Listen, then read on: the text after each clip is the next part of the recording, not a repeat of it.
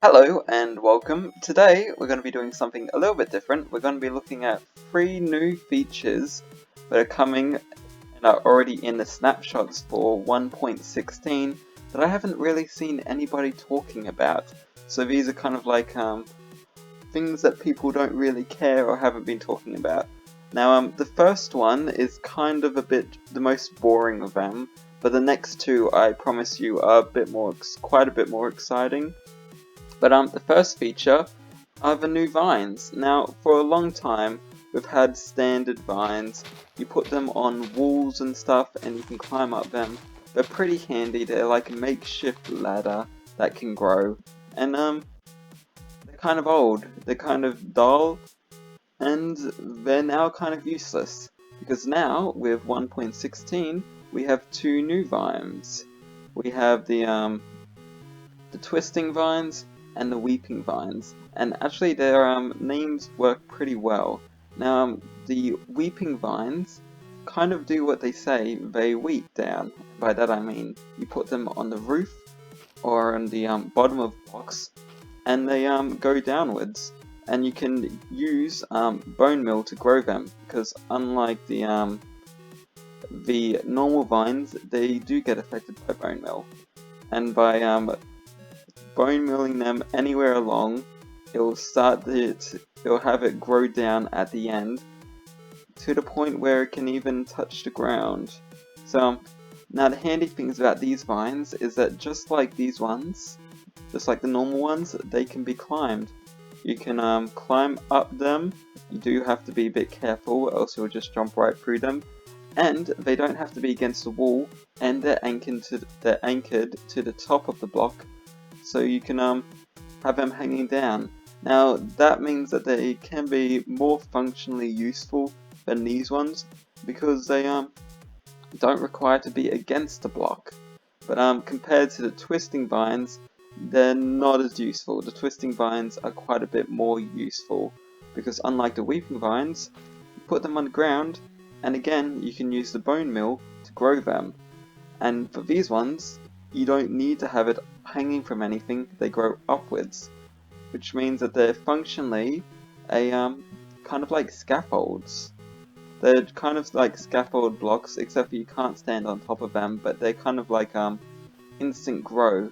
Like scaffolding, you can grow them up, but they're more useful because you can have like you can use bone blocks and just have like a stack of bone blocks and 1 twisting vine in your inventory, and that will turn them you can then convert the bone blocks into bone meal and use it to grow it. And because more than one gets grown from each bone meal, it's a lot more useful when it comes to inventory space. And if you just break one, all the others will break and will drop as items. So that means that if you want to have one again in your inventory after using it, just break it and it works. You can do the same thing with the weeping ones as well, but they're quite a useful addition and I quite like it. The next 2 new features, they're actually not within the game world itself, they're actually menu options. So if we want to have a look at it, I'm going to have to save and quit to title. Now both of these are actually in the Create New World section. So the first one I'll show you is the Games Rule option. Basically, when you create a new world, you'll have a new thingy that you can select called Game Rules. And basically, what it does is it shows you all the game rules. Just like when you use the /game rule command in the world itself, this way you can control what rules you can use before you actually even make the world, therefore eliminating the need to have commands on and all that. Like you can disable elytra movement check to respawn immediately, the disable raids, disable phantom spawning, all sorts of stuff, all the different game rules, which is actually quite useful because you might want to do a survival world, but you don't want to actually I don't know, you don't want to have commands on and all that. So this way you can set those rules before you actually make the world. For example, spawn phantoms, definitely would have it off. Phantoms are a menace. No one wants phantoms. Everyone hates phantoms. We all regret voting for that at whatever the convention was. We all regret voting for it. So always have it off. But that's basically it for this feature. I haven't seen many people talking about it, which is a shame because it's something that can help with accessibility, because a lot of people don't know about commands or how to use them and all that. So this way you can set these options before you even create the world. It makes it easy. For example, a lot of people would put this one as off. Now, the last of the new features that I'm going to show is actually in the More World options, and it is you have to choose game world type buffet, or whatever it is. I don't know how to pronounce it. I might speak English, but that doesn't mean I'm good at it. Basically, what it does, it allows you to create a world that is solely one biome. For example, you could choose a world that is Soul Sand Valley, and you can also then choose what type of world generator it uses. There's surface, caves, and floating islands, but really this is just the overworld, the Nether, and the end. So you can basically choose whichever one of those you want. For example, you can do, let's see, Ice Spikes biome, caves, and then you can turn this into creative, create new world. Now it does take a bit longer to load than a usual world because it is a bit different. I don't know, but I feel that this is like a feature that was added when they did the portal snapshot. But basically, we are now in a huge cave. Sorry for the rendering, it's not the fastest. But basically, this is just an Ice Spikes biome. Unfortunately, there are some issues, so despite it being an Ice Spikes biome, I can't actually find any Ice Spikes, but it's basically just a huge cave, just like how the Nether is, and the bottom is water. I didn't expect that. Now, I have played around with this a bit, but I don't know all the features and what order combinations do. It seems like when you have these sort of biomes, however, it does start to spawn minerals and stuff in the top. And if you go to the top, it seems like it's snowing. And another thing that I found is that with water and other stuff, it breaks through the bedrock. So if you do this sort of world, you can actually sometimes be able to see no bedrock here. And you can actually go in a survival world, get through the bedrock without needing anything, which can be quite useful.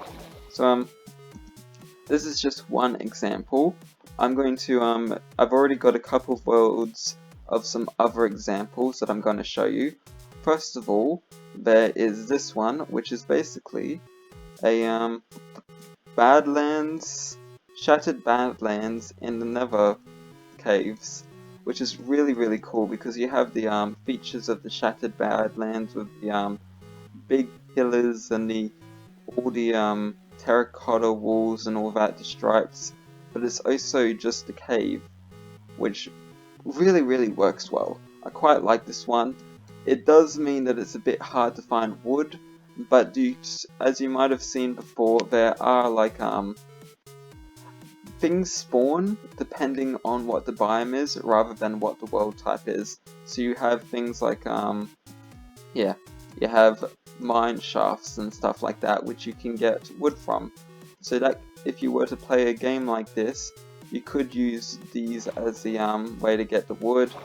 And if you go down, there is the normal stone and stuff under, so you could basically play a normal survival game. It'd be a little bit harder, but you could still probably do it. And these are, just because it's a cave type, doesn't mean that this is the Nether. If you create a Nether portal, let me just do that quickly. Maybe this wasn't the best area to make a Nether portal, but oh well. Let's just making a Nether portal, and then light it. Okay, I made it too small. There we go. And then you go through it. You go through into the normal Nether. Well, this is the normal Nether, just 1.16, that's why it looks different. So this is, even though it is in a big cave, and it is in the same sort of features as the Nether, it still has the normal Nether, and if you had a way to get to the end, it would probably still have the normal end too. I'm just going to show you one more world, which is this one. This one is the End Island, except for its warped forest. Now, as you can see, because it's a Nether biome, it has the Nether fortresses, and the Pigmen bastions, which is quite cool. It's, I don't know, I think it's cool. And actually this was a rare spawn because there are two bastions so close to each other, which gives you a bit of a chance to look at the bastions more closely because they're not covered in the confines of a normal Nether world where they have walls and everything, so you can't see the structures very well. And then you can also have a look at the Nether fortress over here, how it's twisting everywhere. It's just quite a cool look. So that's going to be about it for this video. It's a bit of a weird one. I'm not 100% happy with how I recorded it, but oh well. And hopefully enjoyed it. These were the 3 features that I don't think enough people have been talking about because they're quite cool and they can have quite a few options for different games, different worlds you can make, different choices. And, well, except for the vine ones, those are just cool for building and stuff. But that's about it. If you enjoyed the video, please leave a like. If you didn't enjoy it, please don't leave a like. Instead, leave a dislike if you hated it. Just leave some kind or mean comments or whatever you want to do. I don't mind. And thank you for watching, and bye.